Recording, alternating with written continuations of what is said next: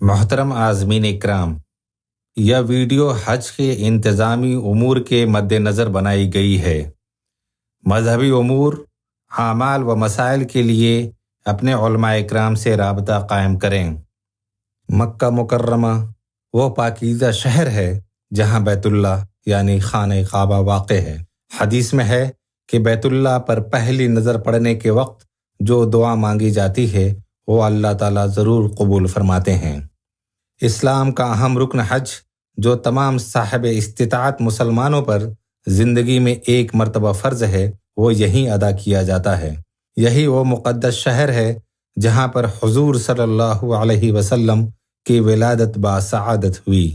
حج کے ایام کی بہترین اور افضل ترین عبادت طواف کعبہ ہے۔ کثرت سے طواف کیجیے، نماز پنجگانہ باجماعت حرم میں پڑھیے اور مکہ مکرمہ کے دیگر مقدس مقامات کی زیارت بھی انہی ایام میں کیجیے۔ جو عازمین سیدھے ہندوستان سے جدہ کے لیے پرواز کریں گے وہ اپنے شہر یا ایئرپورٹ سے احرام باندھ کر نکلیں۔ البتہ وہ عازمین جو سیدھے ہندوستانی ایئرپورٹ سے مدینہ منورہ کے لیے پرواز کریں گے ان کے لیے احرام کی قید نہیں ہے۔ مکہ مکرمہ کے قیام کے دوران حجاج کرام، معلم اور ہندوستانی حج کمیٹی اور consulate general of India Jeddah کے عملے کے زیر نگرانی ہوتے ہیں۔ مکہ مکرمہ پہنچتے ہی معلم کی طرف سے آپ کو پیلے رنگ کا بریسلیٹ، کارڈ اور دیگر کاغذات سونپے جائیں گے جس پر معلم کا نام، موبائل نمبر اور ٹیلی فون نمبر درج رہیں گے۔ عازمین ہر وقت ان کو پہنے رکھیں۔ اسی کے ساتھ ہی ہندوستانی حج کمیٹی کی طرف سے دیے گئے ترنگی ڈوری والے شناختی کارڈ کو بھی ہر وقت گلے میں پہنے رکھیں، کیونکہ حاجی یا حجین کے کھو جانے کی صورت میں یہ بہت کارگر ثابت ہوتا ہے۔ مکہ مکرمہ پہنچنے کے 3-4 روز کے بعد معلم آفس کی طرف سے ہر عازمین حج کو ایک شناختی کارڈ دیا جائے گا جس میں آپ کے مکہ مکرمہ میں قیام کے دوران کی تمام معلومات اور تفصیلات درج ہوں گی۔ معلم کے دیے گئے شناختی کارڈ، بریسلیٹ اور حج کمیٹی کے ذریعے دیے گئے کڑے کو سنبھال کر رکھیں، کیونکہ مجمع کثیر میں یہ کارڈ اور بریسلیٹ ہی آپ کی شناخت ہوگی۔ مکہ مکرمہ میں حجاج کے قیام کی مدت 25 سے 30 دن تک رہے گی، لہٰذا یہاں قیام کے دوران کچھ ضروری باتوں کا خیال رکھیں، جیسے جدہ پہنچنے اور ایئرپورٹ کی کارروائیوں کے بعد بس کے ذریعے آپ کو آپ کی رہائش گاہ پر لایا جائے گا۔ مکہ پہنچ کر کوشش کریں کہ جلد از جلد عمرہ کی ادائیگی سے فارغ ہو جائیں۔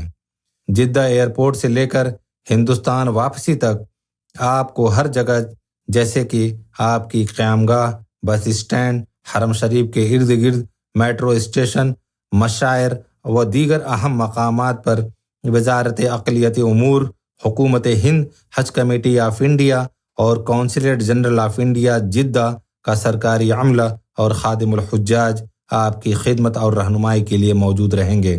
آپ ان کی خدمات سے فائدہ اٹھائیں۔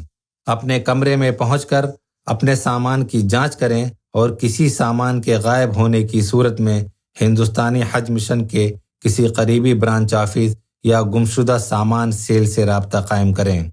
مکہ مکرمہ میں تمام حجاج کرام کی تفصیلات، مثلا نام، کور نمبر وغیرہ ان کے کمرے کے باہر چسپاں کر دیے جاتے ہیں تاکہ کمرے کی شناخت کرنے میں حاجی کو کوئی دقت پیش نہ آئے۔ مکہ مکرمہ میں عازمین کو عزیزیہ و قرب و جوار میں ٹھہرایا جائے گا جو حرم شریف سے تقریباً 8 کلومیٹر کی مسافت پر ہے۔ یہاں سے حرم خانہ کعبہ جانے کے لیے 24 گھنٹے بلا معاوضہ مفت بس کا انتظام کیا جائے گا۔ واپسی میں بھی بسیں دستیاب رہیں گی۔ مکہ مکرمہ میں قیام کے دوران اپنے کمرے میں صفائی کا مکمل خیال رکھیں، کیونکہ صفائی دین اسلام کا ایک اہم حصہ ہے۔ بیت الخلاء وغیرہ عام طور سے مشترکہ ہوتے ہیں، لہٰذا اس بات کا خیال رکھیں کہ آپ کی وجہ سے دوسرے حاجیوں کو کسی طرح کی تکلیف نہ پہنچے۔ آپ کے قیام گاہ میں کھانے پکانے کی سہولت دستیاب رہے گی۔ یہاں 30 افراد پر ایک کچن کا انتظام ہے۔ حجاج کرام آپسی مشورے سے باورچی خانہ استعمال کر سکتے ہیں۔ بلڈنگ کے مطبخ میں فریج اور چولہے کے ساتھ ساتھ سلنڈر کا انتظام پہلے سے رہتا ہے۔ खाना बनाने के बाद गैस चूल्हे को अच्छी तरह से बंद कर लें, क्योंकि बाज़ मरतबा गैस लीक होने की सूरत में आग लगने का खदशा रहता है। याद रहे कि आपकी क़यामगाह के क़ुर्ब व जवार में हिंदुस्तानी जायके के कई होटल भी मौजूद हैं। अपने कमरे में मुलाकातियों की आमदोरफ्त कम रखें, ताकि दूसरे हाजियों को इससे कोई परेशानी न हो और उनकी इबादत व आराम में खलल न पड़े। आपकी बिल्डिंग में आब ज़मज़म और मुफ्त वाईफाई की सहूलत दस्तयाब रहेगी। हज सुविधा ऐप के अलावा आपकी बिल्डिंग के नोटिस बोर्ड पर ज़रूरी मोबाइल नंबरात दर्ज रहेंगे, लिहाजा हस्ब ज़रूरत तकलीफ या परेशानी की सूरत में मुतअल्लिक़ा नंबरों पर फ़ोन करके उस परेशानी को दूर करा सकते हैं। अलबत्ता हाजी साहबान को ज़हनी तौर पर छोटी परेशानियों और तकलीफ़ों में सब्र व शुक्र के साथ बर्दाश्त के लिए आमादा रहना चाहिए। कमरे से बाहर निकलने से कब्ल अपनी अमानत, रकम और दीगर कीमती सामान किसी मुनासिब और महफूज जगह पर रख दें। ख्याल रहे कि बड़ी रकम लेकर मस्जिद हराम या और किसी भीड़ वाली जगह जाने से परहेज करें। तमाम आज़मीन को मशवरा दिया जाता है कि सऊदी अरब में टैक्सी का सफ़र करने के लिए उन टैक्सियों का इंतखाब करें जिनके ऊपर अरबी में उजरा और अंग्रेज़ी में टैक्सी लिखा होता है। तन्हा टैक्सी वगैरह में सफ़र न करें। टैक्सी में पहले मर्द सवार हों और बाद में ख़वातीन को सवार करें, और उतरते वक्त ख़वातीन को पहले उतारें और बाद में मर्द उतरें। आज़मीन यह याद रखें कि हर जगह हर किस्म के अफराद होते हैं। एहतियात बरतें, बेदार रहें। बाहर निकलते वक्त अपनी रहायशी इमारत और मोहल्ले का नाम याद रखें। अक्सर इमारतों के विजिटिंग कार्ड्स में उस बिल्डिंग व इलाका का नाम, नक्शा व टेलीफोन नंबर्स दिए गए होते हैं। उन कार्ड्स को भी अपने साथ रखें।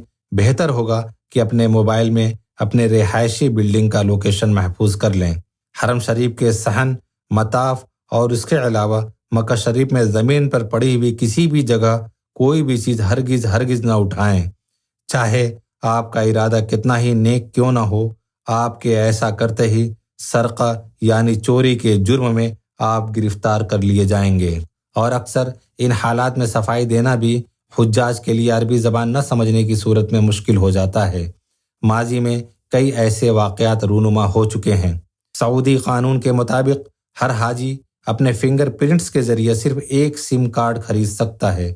इसलिए मुखलिसाना मशवरा है कि हर ग्रुप में एक शख्स अपने हिंदुस्तानी सिम कार्ड्स को इंटरनेशनल रोमिंग करवा ले, ताकि सऊदी अरब पहुंचकर अपने अजीज़ व अकारिब और रिश्तेदारों से राब्ता कायम करने में दुश्वारी न हो। मक्का मुकर्रमा पहुंचने के बाद यहाँ पर तैनात हिंदुस्तानी अमले की मदद से भी सिम कार्ड खरीदे जा सकते हैं, और आम तौर पर हर ब्रांच ऑफिस के बाहर मोबाइल कंपनियों की तरफ से सिम कार्ड्स बेचने के लिए स्टॉल लगा रहता है। तमाम हुज्जाज कराम के लिए उनकी क़यामगाहों से हरम शरीफ के लिए 24 घंटे बस की खिदमत मुहैया रहती हैं। जुमा और इशा की नमाज के बाद हरम शरीफ में अक्सर बहुत ज़्यादा भीड़ हो जाती है, लिहाजा कोशिश यह रहे कि इन नमाजों के बाद भीड़ से बचने के लिए थोड़ा ताख़ीर से हरम से बाहर निकलें और नमाज जुमा की अदायगी के लिए हरम शरीफ जल्दी पहुंचने का एहतमाम करें।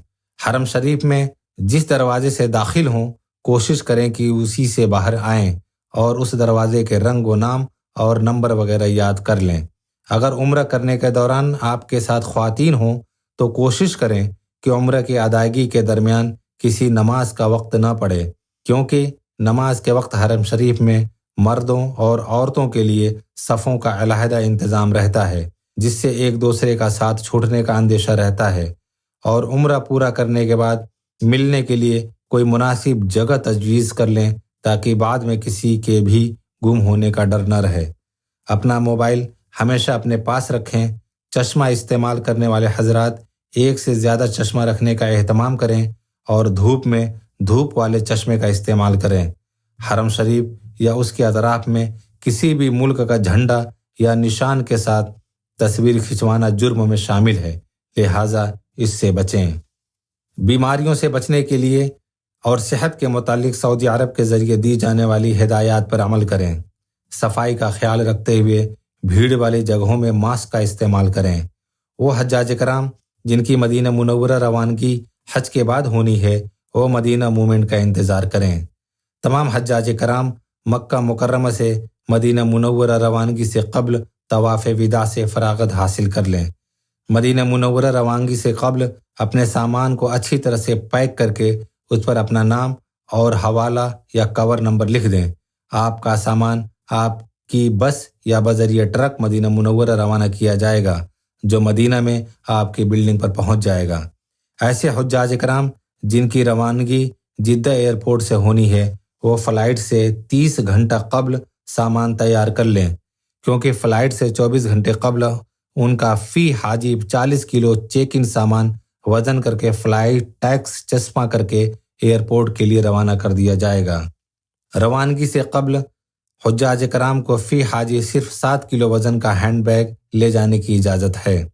تمام حاجیوں کو فی حاجی 5 لیٹر زمزم ہندوستانی ایئرپورٹ پر ہی سونپنے کا انتظام رہے گا، لہٰذا حجاج کرام کو ہدایت دی جاتی ہے کہ زمزم اپنے ساتھ نہ لے کر جائیں، خاص طور پر زمزم اپنے بیگ وغیرہ میں بالکل نہ رکھیں، کیونکہ اس کی وجہ سے آپ کا سامان ایئرپورٹ پہ ہی روکا جا سکتا ہے۔ اللہ تعالیٰ آپ کے حج کو آسان بنائے اور آپ کو حج مبرور کی سعادت نصیب کرے۔